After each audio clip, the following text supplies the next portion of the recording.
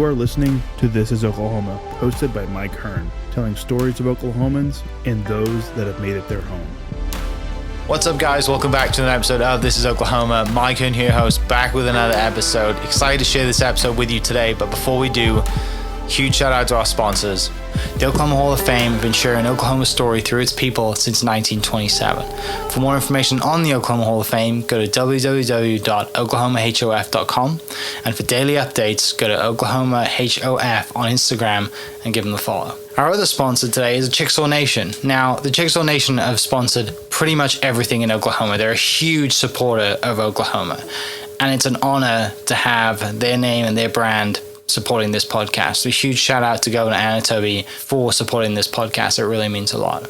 This episode is brought to you by the Doghouse OKC. Recently, I have been in need of some doggy daycare for my two pups, and the Doghouse have come in clutch. The team over there are incredible. They've taken care of my two golden doodles, and so it's been an honor to partner with them on the podcast and share the love. Adding to that is the Doghouse, and so if you're in need of doggy daycare in the day or boarding overnight, they do grooming and other cool things too, but I've had a fantastic experience, and it's an honor and a privilege to share this with you too. So go to thedoghouseokc.com and follow them on Instagram at thedoghouseokc, and hopefully our pups will run into each other. If you're looking for a way to make a real difference, check out Bethany Children's Health Center. They're helping children reach their full potential as a leader in pediatric rehabilitation. They're also building a new outpatient center of excellence, and it's going to be a landmark right on Route 66. Want to learn more or even schedule a tour? Just head to bethanychildrens.org and click on the Ways to Give tab. That's bethanychildrens.org. What's up, guys? Welcome back to an episode of This is Oklahoma. Mike Hearn here, host, back with another episode down at the Bedford studio. PhotoCon is coming up. Go to photoconokc.com to check out all the dates. There's a theme this year. It's carnival themed. So you'll have a lot of fun dressing up, checking that out. You should definitely check that out. There's a lot of cool things happening. But my guest today is going to talk about cycling a little bit around town, but also is a really good photographer. So I'm glad to bring you down to to Bedford to check this out. And we'll talk about PhotoCon later. But Danny Vo is on the podcast from Hide and Go Bike. Thanks for having me, Mike. Yeah, I've kind of seen Hide and Go Bike from early days and I don't know, 40, 50 people cycling around, and now it's at you guys have a serious train going around town. Yeah. So I'm really excited to dive into that. You've taken it over, from what I understand, right? Yes. From its original founder. So excited to dive into that. But before we do, tell me a little bit about you, man. What's your Oklahoma story? Where were you born and raised, and what brings you to Oklahoma City? My name's Danny. I'm 32 years old, born and raised in Oklahoma. Been here my entire life. Awesome. And I'll probably be here for the rest of my life. Yeah. What was high school like? Where'd you go to high school? And then, I first saw of your content on Instagram of photography, right? It's mainly photography based. Do you do some videography too? I do. Okay. I do some loose video work. Yeah. I don't really know which one I'm more leaning towards, profession-wise, photography work or video work. I love both. I've always been pretty creative. And I don't know, I just like showing people how I see things through my eyes. And I think photo and video is the best way to kind of show people that. Yeah. What, you're 32, I'm 34, so we're close in age. Mm-hmm. Growing up kind of in the eras that we did, I remember the internet made a noise, right? We were probably the last generation to play original Game Boys. Yeah. Build Legos, play outside, we know a lot of things that kids, my brother's 5 years older, 5 years younger than me, and he has no idea any of that stuff.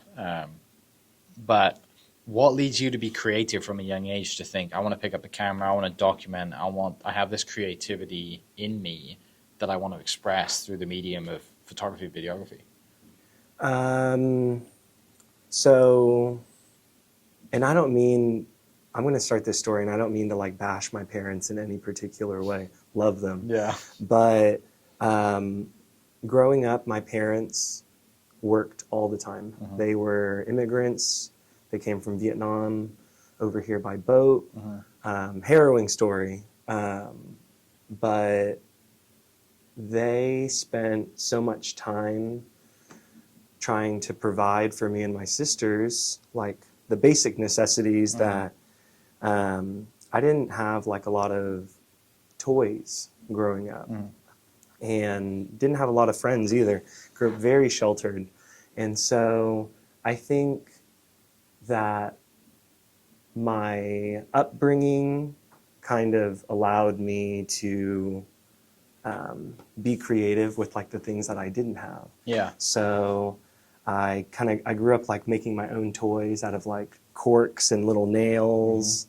And my sisters and I would just try to have fun with just like anything that we could get our hands on. And I think growing up, when you kind of phase out of having like playing with toys, I didn't really have an outlet to be creative. And it wasn't until that I kind of started doing work in like the social media world that kind of put, a phone in my hand. And this is where I started, and still do a lot of work from. But yeah, I think when I started doing social media work and then someone put a camera in my hand and it kind of just went from there. Yeah. Yeah. So growing up, you have older or younger sisters? All older sisters. So you're the baby. Yes. Okay. Which is good and bad, right? Yeah. So you grow up, tight-knit family, sheltered, close together. Mom and dad are working all the time, chasing that American dream, right? Kind of building a life for themselves. Yeah. And traveling over here with the whole family, and you and your sisters to give you a better opportunity. When you're young, you don't really understand what is Absolutely going on, not. right? And Mhm. so have you talked to your parents about that story? About them coming here, why they came here, and like dove into that stuff? That must be tough to talk about. It is. Right? It is. Because it's not easy. Yeah. And the Vietnamese community is massive here. It's massive. I don't think people realize how big it is. So way back in the day, churches in Oklahoma City would sponsor Vietnamese refugees over here. That's why we have such a huge population of Vietnamese people here. In regards to have I talked to my mom about my parents' trip over here, I haven't. And at some point I would like to. I don't even know how to really start that conversation. It is so hard because without experiencing it, you can only ask so many questions. There is no context for you for the questions you have to ask. You almost just have to ask, can you tell me about it? And that's it. And then a little bit of your mom opens up, but then your mom has to have that personality to open up, which in your culture, really, that generation, they just work, right? They didn't. And and that's what's tough.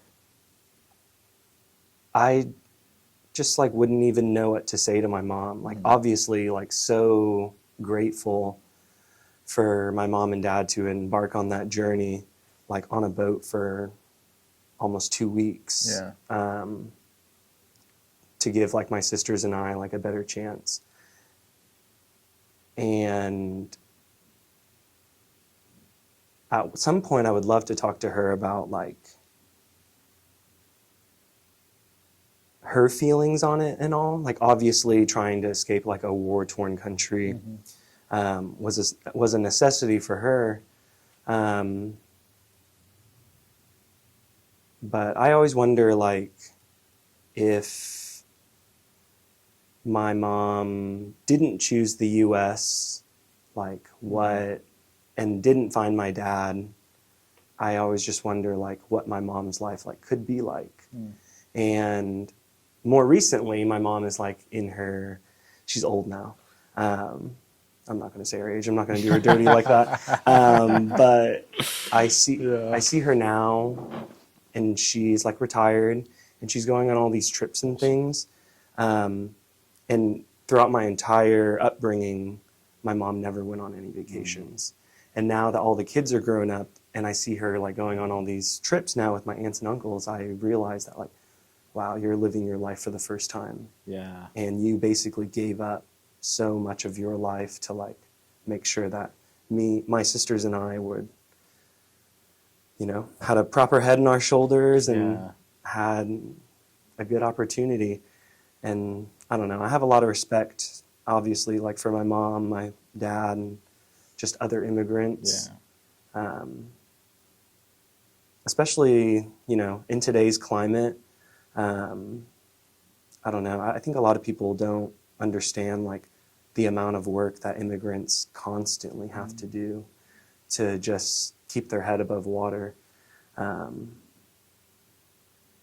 yeah. Yeah, dude, parents are awesome. Mom and dad, like, same for me. I got my parents don't live here. They're back home in the UK, and I, extremely grateful for everything that they did just to give me a chance to come here, right? Like, it's a little different for me than it was for your mom, but still, like, you don't realize it until you get older, right? And see, like, when you're a kid, you're just like, oh, this is my life, and, there's food on the table, and but you don't see, like, mom or dad working extra shifts, or, and like I said, when you get older, you start working and you start doing your 9 to 5 or whatever your job is, and you're like, maybe you have free time. You think, oh yeah, I get to do this. I get to go away for the weekend. And you're like, my parents never really did that. Yeah. And it's kind of, my parents, I have a younger brother, and so it's me and my brother and my parents. We kind of go on maybe one vacation a year, growing up, or one every 2 years,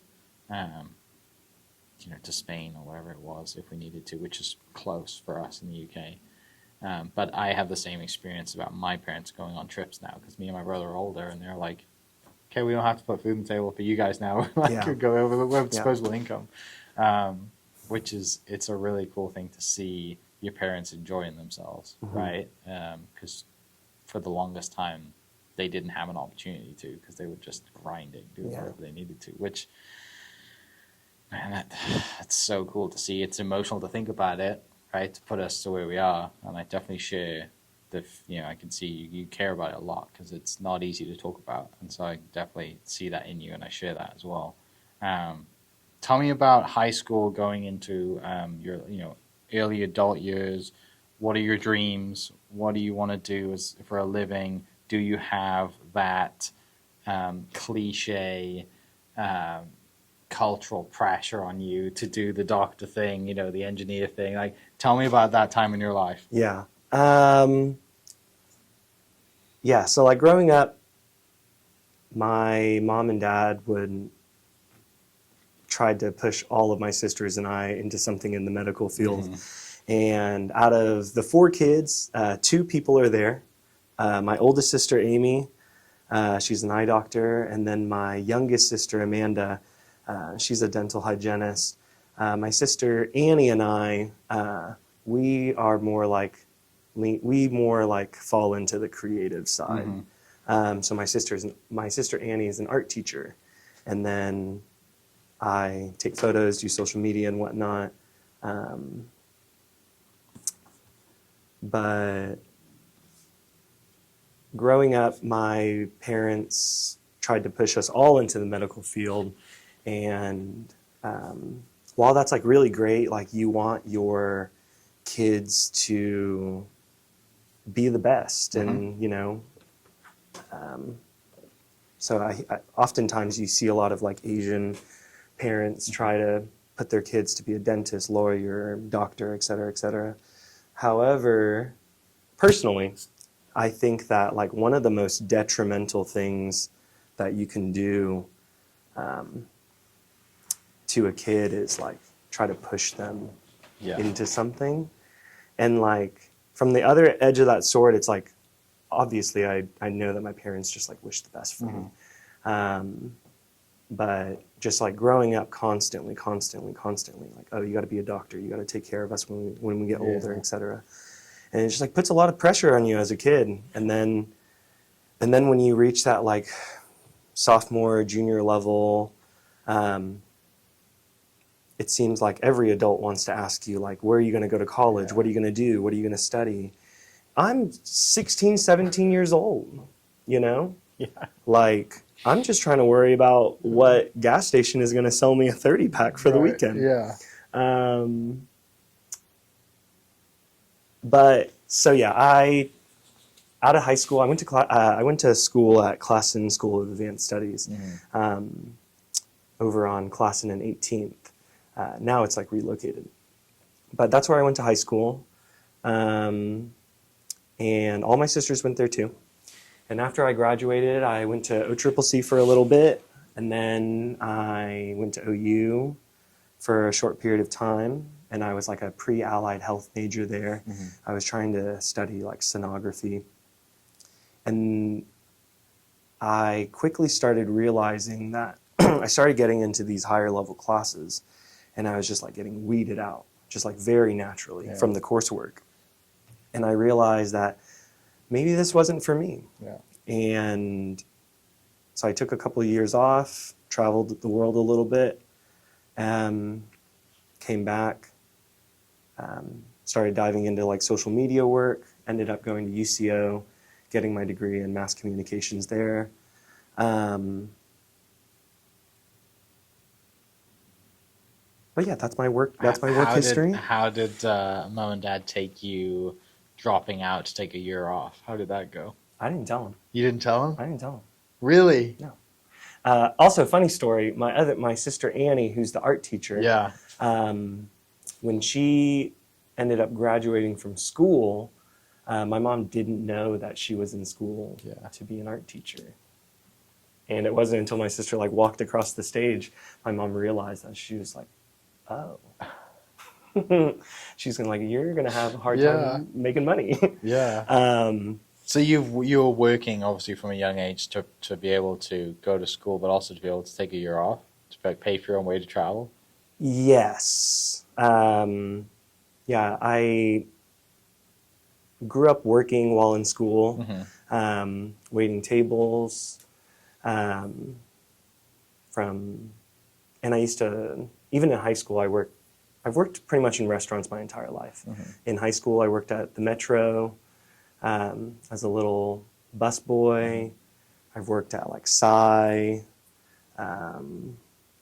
Packard's, and I've just saved my money. Yeah. And I think when I ended up dropping out of OU and just was kind of lost, and yeah, just kind of like bit the travel bug, forced several of my friends to go with me. Went to Japan for the first time. And I actually just got back from a trip from Japan, my fourth time going. I've backpacked across Europe with a couple of friends. What have you learned the most from world travel? That's a great question. I think from traveling, I realized how much I didn't know and how much I thought I did know about the world. And also like how, and maybe like unconsciously, like how self-centered I was traveling. And I think it's because I grew up over here that I was just, when traveling, you're only like, I was so worried about like myself, that I didn't bother to realize like the effect I was having on the places I was visiting, right? So like as an American and traveling, you don't really realize like how loud you are in public. And I didn't realize like I was disturbing so many other people around, or just like how much space I physically took up, like on public transit and whatnot. And I found that like in Western culture, we like prize our personal space. Whereas like everywhere else in the world, the amount of personal space is smaller. So yeah, that's something that Yeah. traveling has taught me. Of all the travels you've been on, if you could relive one day, what would that one day be?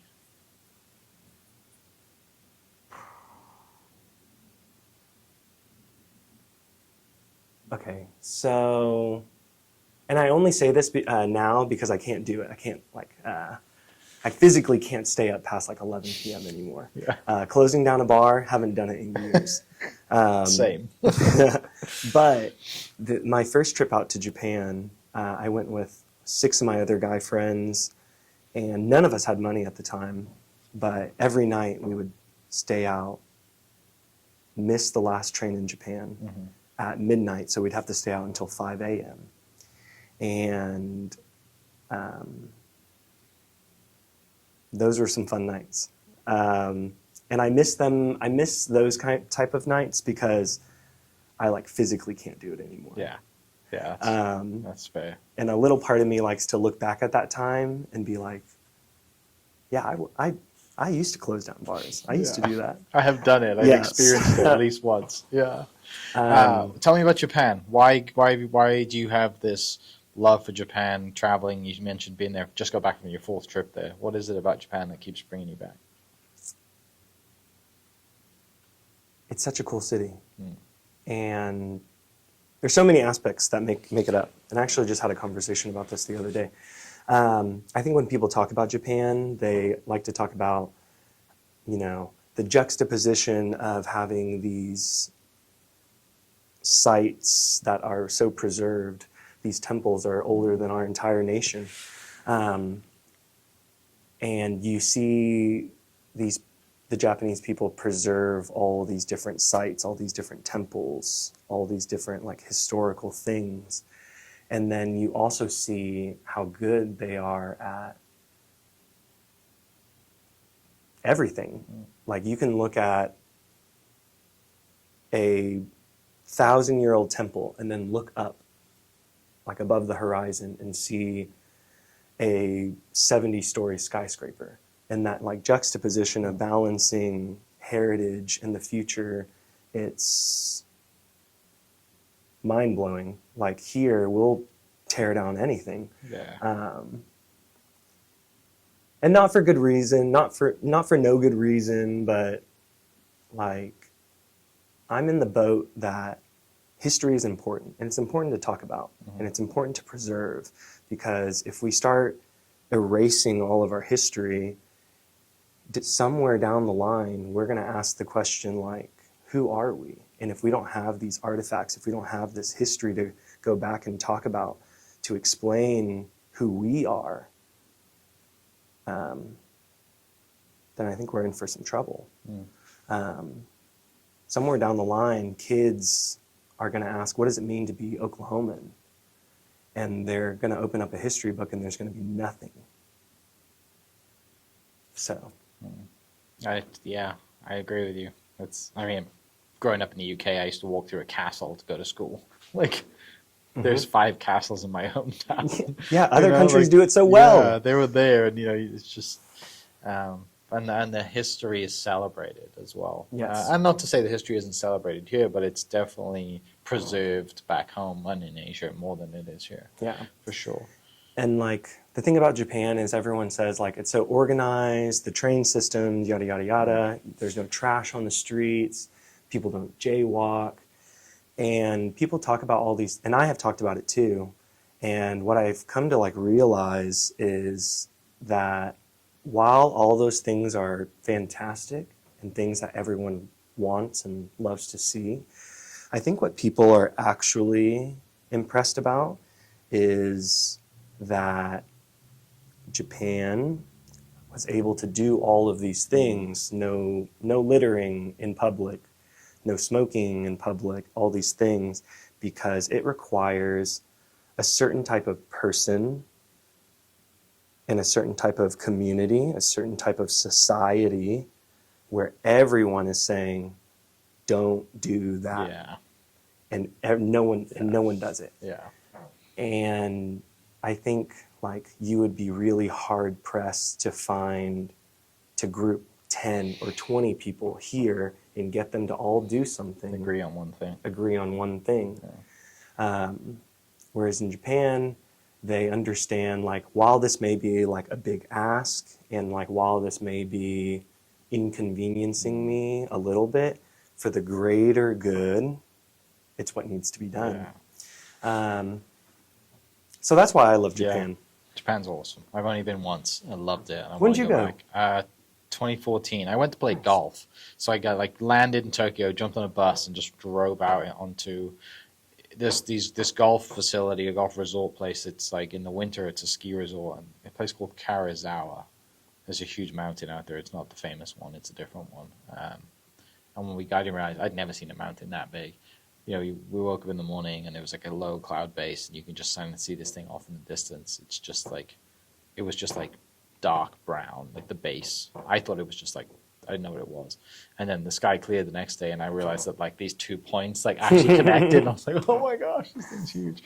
But yeah, I had a great time there. Food was great, but I was like just for golf, right? So I didn't get time to like go to the city, travel, experience things, which sucked. Well, you need to go back. The dollar's strong. Okay, so he loved to travel. Came back, went to UCO, did mass communications, graduated, but you're already doing social media stuff before you do mass communications? With your phone a little bit? Yes, with my Okay. phone a little bit. With just my phone a Okay. little bit. And so when you graduate from UCO, do you go work for an advertising company? Do you stay in the media world? Like, what is that before you decide to take over Hide and Go Bike, how does fill in the gap for me? Okay. So not a lot of people know this about me. I, out of college, when I was at UCO, the first thing I did after getting my degree was I didn't work at any agency or anything. I decided to try to open up a dispensary with my friends. So with like 3 of my other friends. And we did that for a little bit. And that was a lesson learned. Obviously, I'm not in that game anymore. But yeah, tried to open a couple of dispensaries with my friends. That didn't work out well. But yeah, after the dispensary situation, I ended up trying to like use my degree. But then it was just really hard to find a job. So then I was back into working in restaurants for a little bit. And then my bike group really started to pick up. And my video work for the bike group started to like really kind of bump up in frequency. And from there, I started doing social media work for our downtown, basically. So I used to help manage like the Automobile Alley account, the Midtown account, the Bricktown account, West Village, downtown, etc. Okay, so that gets you into the social media world. How do you get connected with Hide and Go Bike, and then how does the opportunity come about that you end up taking over? The pandemic basically happened, and originally Hide and Go Bike was a hide and seek game, like all done through Instagram. So basically, you would just go on to the Instagram, see the last post, and you could say to yourself, "I know where that is."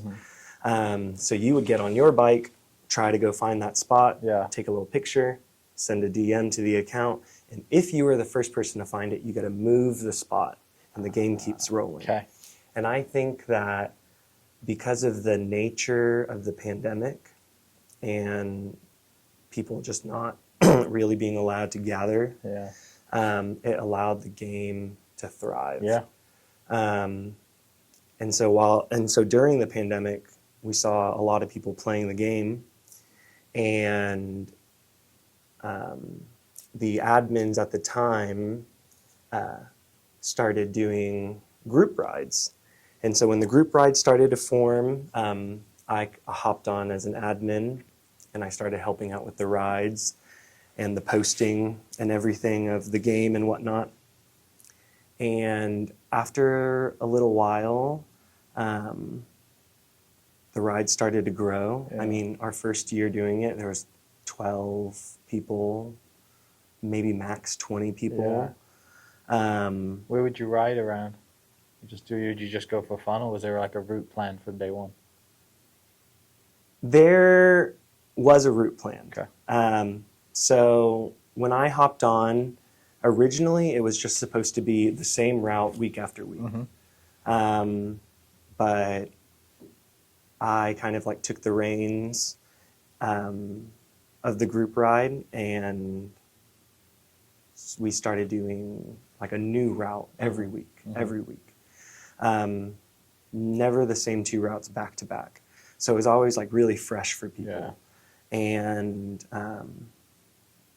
I think that part of it, having a new route every week, kind of gave people like something to look forward to. And so, yeah, year 1 of us doing it, 12 to 20 people. And then by year 3, we had like 100. Yeah. And now we're in year 6 of doing it, and I've stopped counting. It's so awesome. You see the videos and you're like, this is incredible. Yeah. Right? And you still do them weekly, or are they monthly now? We still do them weekly, Okay. Every Thursday out of Mesta Park. Okay. So I'll route a different 10-mile route. All 90% of the streets that we use are city-deemed bicycle routes. So if you're on the ride, you can always see little green signs that say bicycle route. And it's like a fun way to show people that if you're out having fun with us on Thursday with all these people, you should be able to do any of the routes Yeah. the other 6 days out of the week. And you shouldn't have to fear for your life doing it. Right. I'm not saying that like every street in Oklahoma City Sure. Yeah. should have bikes on it, but we have a lot We of have streets. options. Yeah, we have options. A lot of options. And the thing is, people don't know. Yeah. And so Hide and Go Bike is a really good way to show people the safest ways to commute around town. May not necessarily be the fastest, Doesn't matter. but it's the safest. Yeah. How is it then, since you've been around it for a very long time, how has it evolved over time as far as community impact, raising awareness? You're a Lululemon ambassador as well, so that must have come out of it somehow. And then you talk about corporate partnerships aligning with that. How's it been? How's the history, I guess, of it for you personally? For me personally, it has been a trip. It has been a wild ride. At first, when I first started doing it, people would always refer to me as like the bike guy. You're the bike guy. You're the bike guy. And it wasn't always in like a good connotation either. Like sometimes they'd be like, "Oh, you're the bike guy. You're the bike guy who's leading hundreds of people You're the through guy my who neighborhood." you're the guy who kept me at that light for an extra cycle." Yeah. But I have to say that like the bike group, Hide and Go Bike, has opened every single door for me, and I'm very thankful. It has helped me get job after job, and it has, given me some of my closest friends. I know a lot of people have this like same kind of story during the pandemic of like losing friends or like losing touch with friends.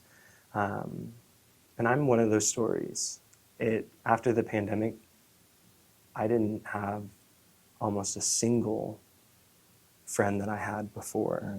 And so during the pandemic, I like felt super alone. And the only kind of like community I had at that time was the game. Mhm. And so I like leaned into it really hard. And I think that the old admins saw that and then asked me to come on. And then I just started pouring everything I had into it. And I think because I poured everything I had, it returned the favor to me. But yeah, it's has gotten me jobs. It has gotten me partnerships, sponsorships, and so I'm really thankful. Yeah. Something so simple as going for a bike ride once a week is, and most of the time, the most simple things are the greatest things, right? Because people just, you know when you're going to show up, you know what time it starts.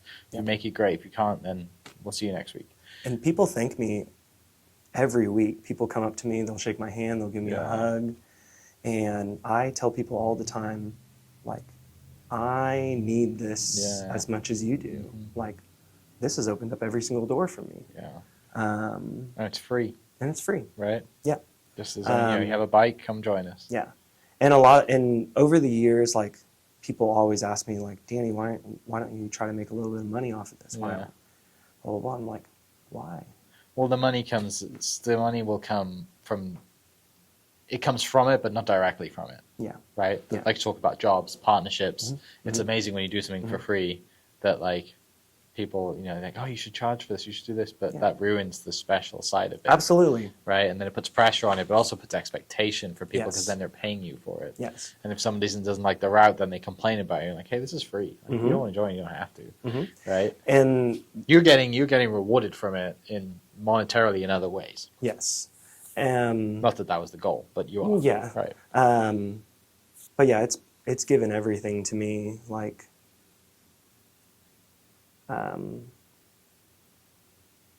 Hide and Go Bike, and just like the bike in general, Mhm. it's given me friends, it's given me jobs, has like led me to my girlfriend, and we've been dating for over 5 years now. Not to So- mention the physical benefits of cycling 10 Yeah, miles on a absolutely, Thursday. absolutely. And so, like, I in sit- 100 degrees. Yeah. So I sit here in front of you and like I say everything that it has given me, and so Yeah. and I hope that Hide and Go Bike has given other people. I'm sure it has. Yeah. Yeah. Yeah, I'm sure you have a little interview with anyone along any given Thursday.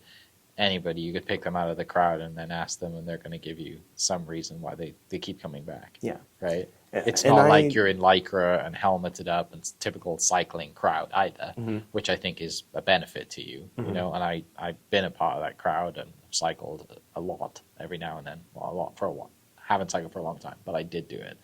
And it can be looked at as very kind of like a little bit snooty in ways, Yeah. right? Mhm. Which every sport has its pocket, Mhm.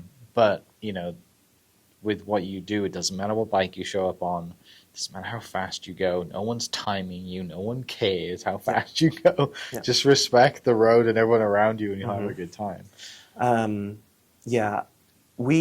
Oklahoma has like a pretty good cycling scene, but it is tailored towards a more like serious riding. Yeah, your road bike type. Mhm. Yeah, And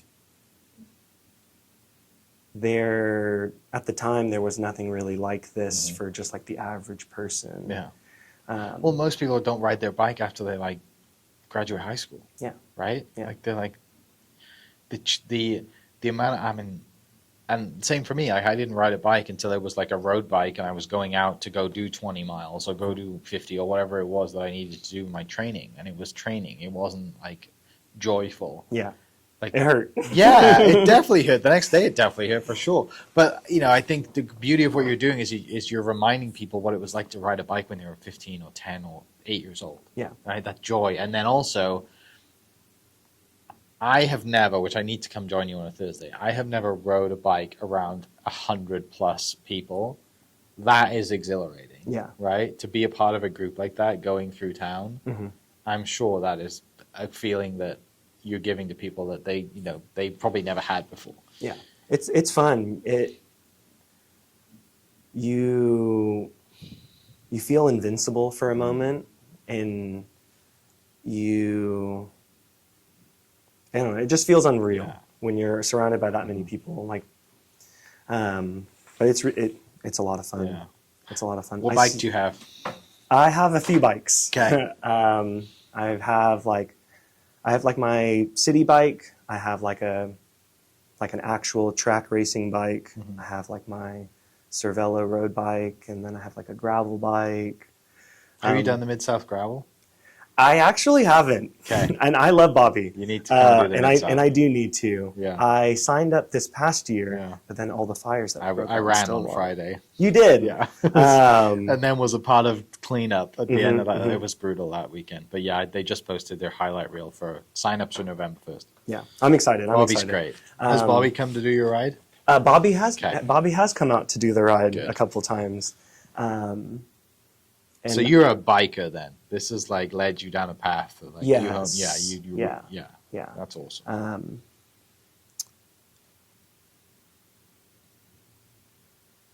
Yeah, I love it. And I've spent almost my entire savings on bicycles, more bikes than I can like ride. Yeah. But I love it, and it really has done wonders for me, the bicycle. I used to not have this lifestyle that I have right now. Yeah. I used to live like a very completely different life before. I used to drink a lot. Used to partake in other things that I don't anymore. And I don't know, I feel like I lived my life in such like a sad way than I do now. And I say that in hindsight. But back in the day, I like didn't have a community like this. I didn't know what community was. And it wasn't until it was in front of me that I realized all the benefits. Yeah. And like I said earlier, my parents were like always working and whatnot. So I didn't have like a lot of those like important conversations that like a lot of kids have with their parents.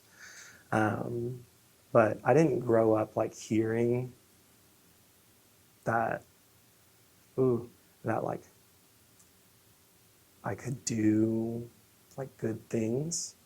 And so because I like didn't hear that growing up, I didn't believe that I could do it.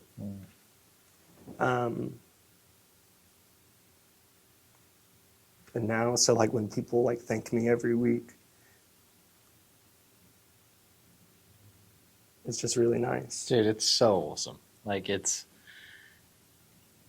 outdoors, being outdoors, riding a bike, as simple as that sounds, to have that impact on you to a point where you have hundreds of people every week riding, following you through town.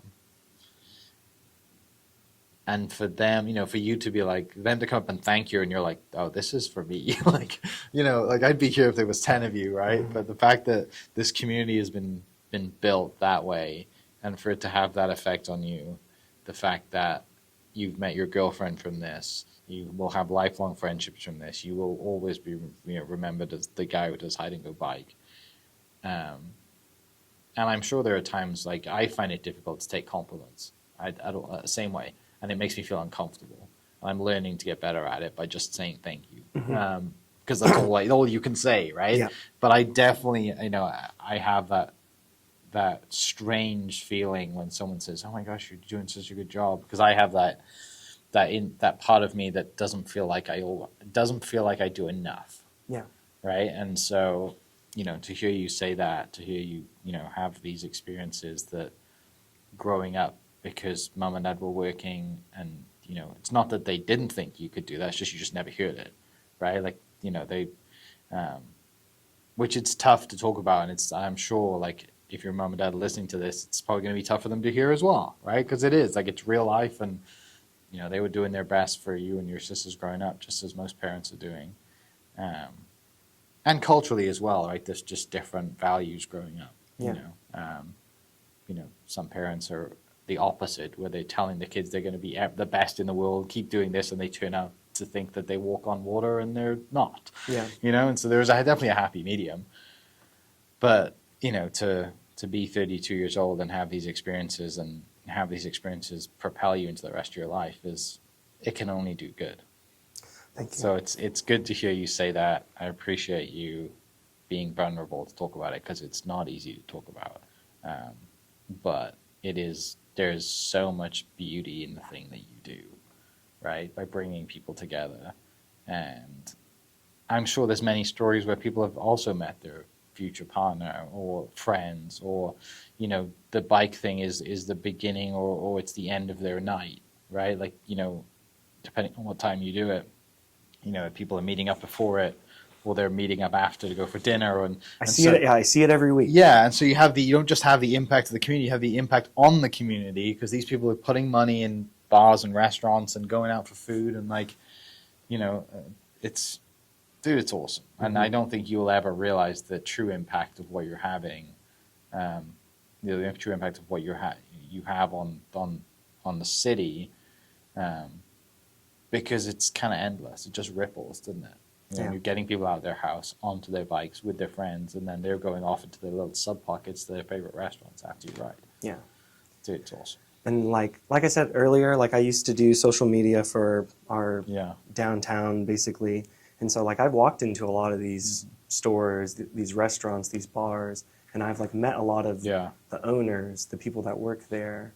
And like, and I've worked in restaurants my entire life. Like I know how hard these margins are. And so when setting up rides and stuff, like, and I hit up local businesses and Yeah. whatnot, they'll always ask me like, what do I have to give you? 0, And right? it's nothing. Yeah, just open the door. Nothing. And Yeah. but you know, these bars and restaurants will, you know, like buy me a drink or Well, like, give me a sure. piece, give me Yeah. a slice of pizza or whatever. Yeah. But yeah, I never ask for anything, just because like I know how hard it is to Yeah. try to survive out here. To that point, what's the future of it? What do you want to keep doing? You know, keep rolling around the city every Thursday night. Yeah. Like, how's that look? And what do you want to do with it going forward,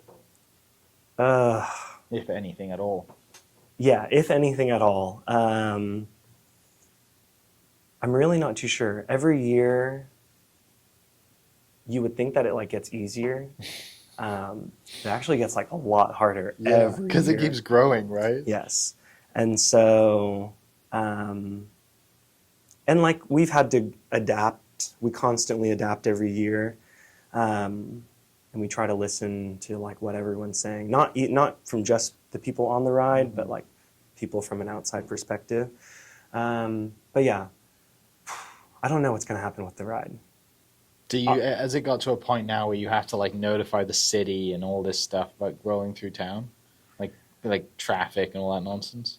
That's a gray area, really. So it all starts with planning the route. Yeah. And like understanding like what streets you're going to be on, what time of the night you're going to be on those streets. Do these streets have lights to like help people kind of get across these big arteries? But as the ride has gotten bigger, what we've had to do is we've had to like start waiting at stoplights, send half of the group forward, and luckily there's like so many people that like want to step up and like help me do this thing. Yeah. But the rides are big. I'm not sure what's going to happen with it. I take it day by day. I take it week by week. Maybe we switch it over into like a first Thursday of the month, last Thursday of the month situation. I'm sure there's weather issues every now and then. Absolutely, You know, weather absolutely. dependent, and people can follow it. But you start in Mester Park every Thursday. Yep. What time did you start at the same time? Okay, so we have two different times to Okay. kind of account for the sun. Yeah. So we actually, during the peak summer, we start we meet up at 7, we roll out at 7:30. Okay. And I actually just changed it. So now we meet up at 6:30, we roll at 7, to kind of give us some extra daylight and whatnot.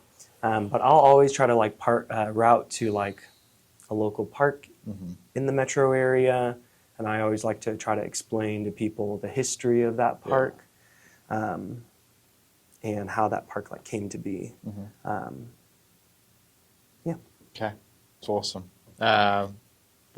People find you on Instagram is where everything is. Yeah, on Okay. Instagram. So Hide and Go Bike on Instagram, and then your personal Instagram is. Danny.tho.dang. Okay, I'll link those below. We can go check this out. You guys can follow Danny. If you haven't, go ride your bike. If you need a bike, there's plenty of places in Oklahoma City that can help you with that, I promise. And if not Oklahoma City, go to Bobby at District Bicycles in Stillwater. He will definitely help you out. Dude, excited to see you in March. Come do the gravel race. Oh, I will. It's gonna be great. You'll have a great time. It's so much fun. It's such a good week up there. The whole week is packed with things to do. I think I've done the run for like the last 5 years. I think I'm going to do the bike for the first time. Oh, And nice. so I'm probably just going to do the 50, which is Yeah, I want to do the but 52. I'm going to do the 50 first Like- before diving into a 100-mile gravel bike race. I could do the 100. It would take me all day. Yeah, and people do take all day. Yes, and people Yeah. do take all day, and they are better than Yeah. me. But I want to do the 50. Do the 50. And the Yeah. reason is Bobby does such a good job creating this event. It's not even just a race, it's an event. Yeah, it is. And he does such a good job on putting great food trucks out there, putting great music out there. And so I want to be able to do the 50, cross the finish line, and Enjoy it. enjoy everything that like Bobby Be has. able to walk after it. Yes. Like if I do the 100, Yeah. I'm going. That's I'm what going happened home when I finished the immediately run. afterwards. I finished the run. I sat down. I couldn't walk, and I was like, I need to go lay down. Like I'm done. This is okay. Great idea. So we'll definitely see you in Stillwater for that. And for people listening, I'll link Danny's socials. You can go check that out. And today is Monday. This will go out probably on Tuesday next week. So you have plenty of time to ride on Thursday. I post Tuesdays, Fridays. And so if it doesn't go out on Tuesday, it goes out on Friday, you can ride the next. There's one every week. It's great. So awesome. Thanks for coming in. Appreciate you telling your story. Love what you do. Love the passion you have for cycling and being outside and bringing people together. As simple as it is, it's the simple joy of life that people need to do, even if they experience it just once. Come out, ride, hide and go bike. And we'll see you next episode. Cheers. Hope you guys enjoyed that great episode. Thank you so much for listening. As always, huge shout out to our sponsors, the Oklahoma Hall of Fame, sharing Oklahoma story through its people since 1927. For more information on the Oklahoma Hall of Fame, go to www.oklahomahof.com and follow them on Instagram for daily updates at oklahomahof. Our other sponsor, the Chickasaw Nation, amazing sponsor. They do amazing things for the state, and they're always sponsoring something in Oklahoma. They're a huge supporter of Oklahoma, and without their support, we wouldn't be able to do what we do. This episode is brought to you by the Doghouse OKC. Recently, I have been in need of some doggy daycare for my 2 pups, and the Doghouse have come in clutch. The team over there are incredible. They've taken care of my 2 golden doodles, and so it's been an honor to partner with them on the podcast and share the love. And adding to that is the Doghouse. And so if you're in need of doggy daycare in the day or boarding overnight, they do grooming and other cool things too, but I've had a fantastic experience, and it's an honor and a privilege to share this with you too. So go to thedoghouseokc.com and follow them on Instagram at thedoghouseokc, and hopefully our pups will run into each other. If you're looking for a way to make a real difference, check out Bethany Children's Health Center. They're helping children reach their full potential as a leader in pediatric rehabilitation. They're also building a new outpatient center of excellence, and it's going to be a landmark right on Route 66. Want to learn more or even schedule a tour? Just head to bethanychildrens.org and click on the Ways to Give tab. That's bethanychildrens.org. Thank you for listening. We are inspired by those around us and hope that you are too. Make sure you subscribe to this podcast on your favorite podcast platform and leave us a review so we can keep telling your stories. For more great Oklahoma content, Follow This Is Oklahoma on Facebook and Instagram.